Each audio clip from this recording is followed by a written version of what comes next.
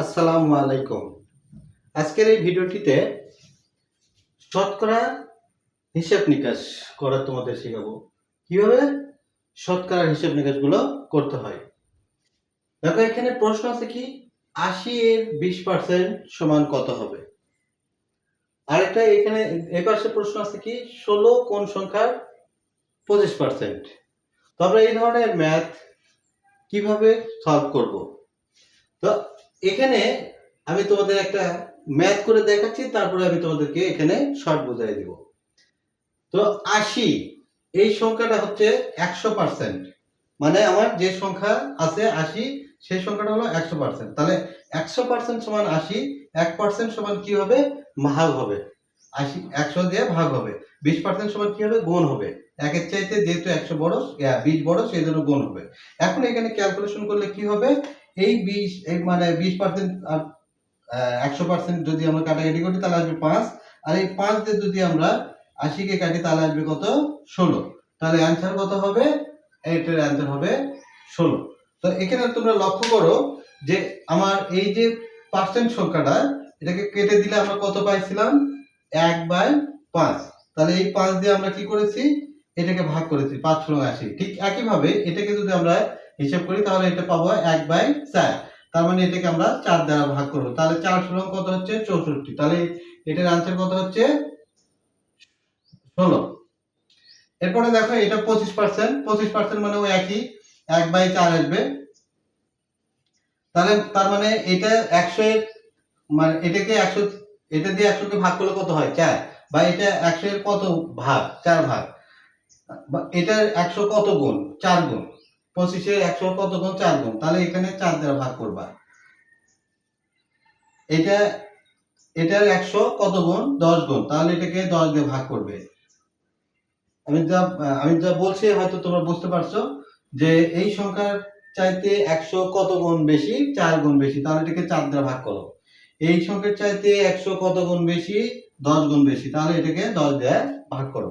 তাহলে ভাগ করে দিলেই তোমরা এই অ্যানসার গুলো পেয়ে যাবে। এরপরে এই পাশে দেখো লেখা আছে ১৬ কোন সংখ্যার ২৫%। মানে ২৫% মানে হলো ১৬। তো আমি এখানে একটা ক্যালকুলেশন করে দেখালাম তোমাদের, ঐকিক নিয়মে করে দিছি যে ২৫% সমান যদি ১৬ হয়, ২৫% সমান ১৬, তাহলে ১% সমান ১৬ ভাগ ২৫%, ১০০% সমান ১৬ গুণন ১০০% ভাগ ২৫। এখন কি করবে তোমরা? এই ১৬ ২৫% দিয়ে ১০০% কাটলে ৪ আসবে। ৪ দিয়ে ১৬ গুণ করলে কত হবে? ৪ × ১৬ = ৬৪। তার মানে আমার ৬৪ এর ৪ মানে ২৫% ছিল ১৬। তা এখন এইখানে আমরা শর্টকাট কিভাবে করব? এখন দেখো যে এই সংখ্যা ১০০ এর চাইতে ১০০ কত গুণ বেশি? ৪ গুণ বেশি। তাহলে এটাকে ৪ দ্বারা গুণ করে দিবে। ৪ দ্বারা গুণ করবে। তাহলে ৪ × কত হবে? ৮০। এটা ৪ গুণ বেশি, তাহলে এটাকে ৪ দ্বারা গুণ করে দাও। ৪ × ১৪ কত হয়? ৫৬। এটা হলো ২ গুণ। তাহলে এটাকে ২ দ্বারা গুণ করে দাও। ২ দ্বারা গুণ করলে কত হচ্ছে? ৩৫।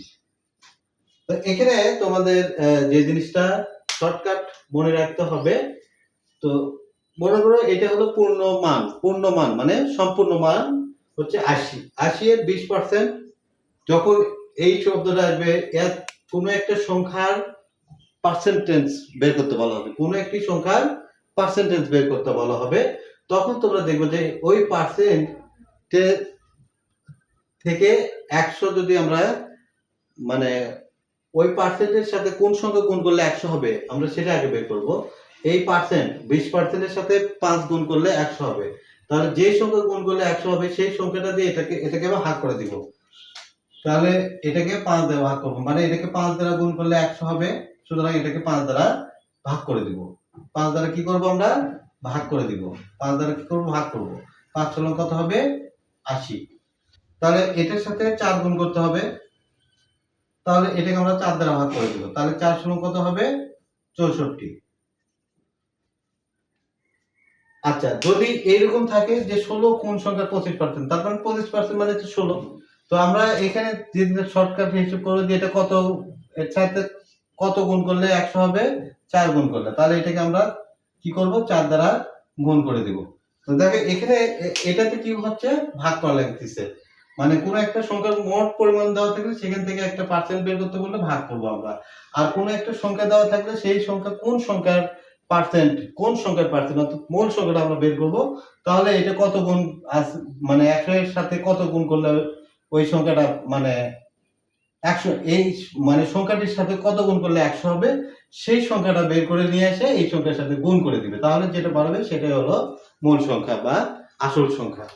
তাহলে এইভাবে তোমাদের ওই কি বলা হয়, শতকরা যে পরিমাণ বের করতে বলে সেই অঙ্কগুলো তোমরা এখানে করবে। আর একটা কথা হচ্ছে সেটা হলো যে এই অঙ্কগুলো তোমরা শর্টকাট যেহেতু শিখতেছো, এইগুলো হচ্ছে তোমাদের এমসিকিউ করার জন্য সবচেয়ে বেশি ব্যবহার হবে। যারা বিসিএস পরীক্ষা দিবে বা চাকরি পরীক্ষা দিবে তাদের জন্য এইগুলো বেশি কাজে আসবে। তো আজকে এই পর্যন্ত রাখছি। ভিডিওটি দেখে যদি তোমাদের ভালো লেগে থাকে তাহলে অবশ্যই সাবস্ক্রাইব করতে ভুলবে না। সবাই ভালো থেকো, সুস্থ থেকো, আল্লাহ হাফেজ।